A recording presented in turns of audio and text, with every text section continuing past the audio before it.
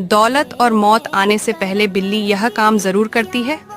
अगर आपके घर में बिल्ली बार बार आती और वो कुछ खा कर जाती है तो आपके घर में माल और दौलत आने वाली है।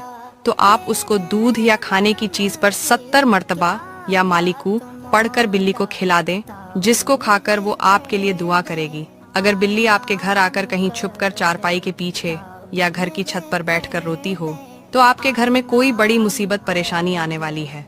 तो ऐसे में आपको सदका खैरात तौबा अस्तगफर करनी चाहिए।